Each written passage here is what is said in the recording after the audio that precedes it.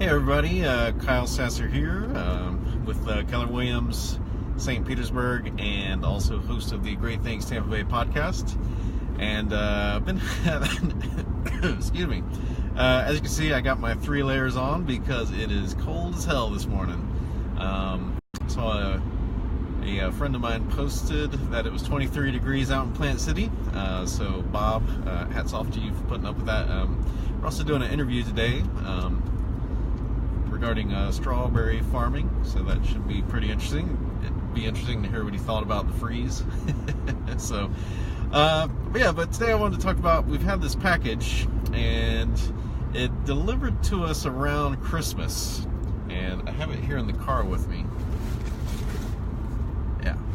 So it came to us around Christmas, and wrong address delivery, obviously not terribly uncommon. So over here in St. Petersburg, it seems like everything has shore or island or something like that in it. So we're on Shore Acres, and this is for Shore Boulevard. Completely understandable, because the zip code was the right zip code for our house. So we thought no big deal, and I took it to the post office, gave it to the nice lady at the counter. She was like, "Hey, we'll get that redelivered, no problem." Awesome. This was back around January. Well, it was a a little bit after Christmas, so this is probably like December 28th, something like that. So drop it back off at the post office, and 4 days later, it's back on our doorstep. And my wife was confused. Some technical difficulties. So my wife comes home from work. The package is sitting on the door. She calls me up. She's like, "Hey, did you leave this package on the doorstep?" And I was like, "No, I dropped it off at the post office a few days ago." She's like, "Well, it's back."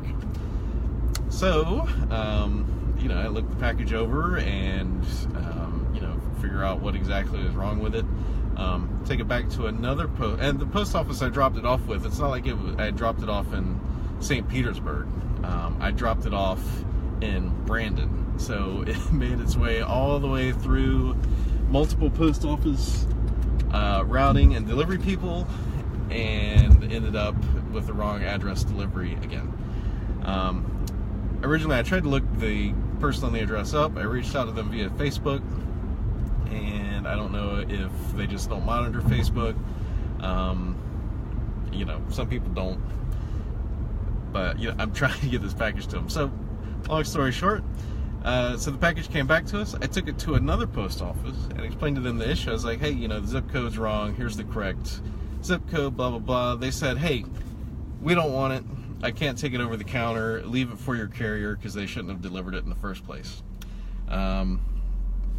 Frustrating for me a little bit, because they're the post office, and they're supposed to be delivering the packages. Like, that's not really my purview to make sure that this gets in the right place. But yeah, just absolutely refused to take it.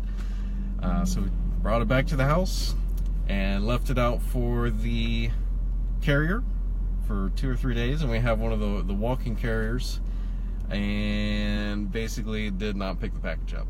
And written on the package, it says, wrong address, and all the stuff they told us to write on there. We corrected the zip code and all this stuff. And yeah, still trying to get this thing delivered. So if anybody knows a Terry Patane or a David Schaefer in South Pasadena, please pass this along to them, that I am trying hard to get them this package. I'm going to try the post office again today. I would just, if it was a house, I would just go and leave it there, but this is it's a condo complex with all that good stuff, and I don't find myself out in South Pasadena that often. But if the post office declines me again, I'm just going to take it out there and try my luck with trying to get in there.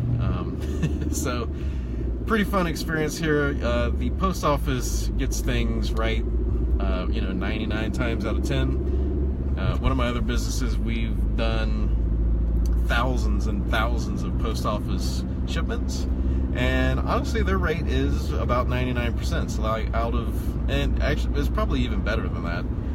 It's more like if you send out 500 shipments, one of them will come up with an issue, and that's going to happen in any system with, you know, mechanical processing and just the sheer volume. You're going to have issues there. So I'm not hating on the post office. They do great work. This particular package has apparently hit the sweet spot for problematic delivery.